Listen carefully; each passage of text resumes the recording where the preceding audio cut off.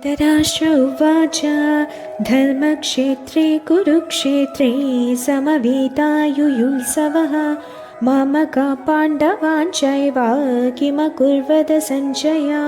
ധൃതരാഷ്ട്ര പറഞ്ഞു, ഹേ സഞ്ജയ, പുണ്യസ്ഥലമായ കുരുക്ഷേത്രത്തിൽ യുദ്ധോത്സുകരായി ഒന്നിച്ചുകൂടിയ എൻ്റെ മക്കളും പാണ്ഡുപുത്രരും എന്തു ചെയ്തു?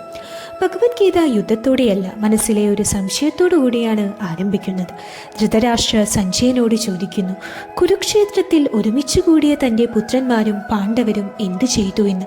പക്ഷേ കുരുക്ഷേത്രം ഒരു യുദ്ധഭൂമി മാത്രമല്ല, അത് ധർമ്മക്ഷേത്രമാണ്, ധർമ്മം പ്രവർത്തിക്കുന്ന സ്ഥലം. ധൃതരാഷ്ട്രയുടെ ഉള്ളിലൊരു ഭയമുണ്ട്. ധർമ്മം തന്നെ ഫലത്തെ തീരുമാനിച്ചേക്കുമോ എന്ന ഭയം. ഒരു കുടുംബത്തിലെ അംഗങ്ങളായിരുന്നിട്ടും അദ്ദേഹം എൻ്റെ പുത്രന്മാർ എന്ന് പറയുന്നു, പാണ്ഡവരെ വേർതിരിക്കുന്നു. അവിടെയാണ് ഒരു സത്യം വെളിപ്പെടുന്നത്. ആസക്തിയുള്ളിടത്ത് ദർശനം മങ്ങുന്നു. ഗീത ഇവിടെ നിന്നാണ് ആരംഭിക്കുന്നത്. ജീവിതത്തിലെ എല്ലാ യുദ്ധങ്ങളും ആദ്യം ഹൃദയത്തിനുള്ളിലാണെന്നും അവിടെ ധർമ്മം നിശബ്ദമായി തൻ്റെ പക്ഷം തിരഞ്ഞെടുക്കുന്നുവെന്നും അത് നമ്മെ പഠിപ്പിക്കുന്നു.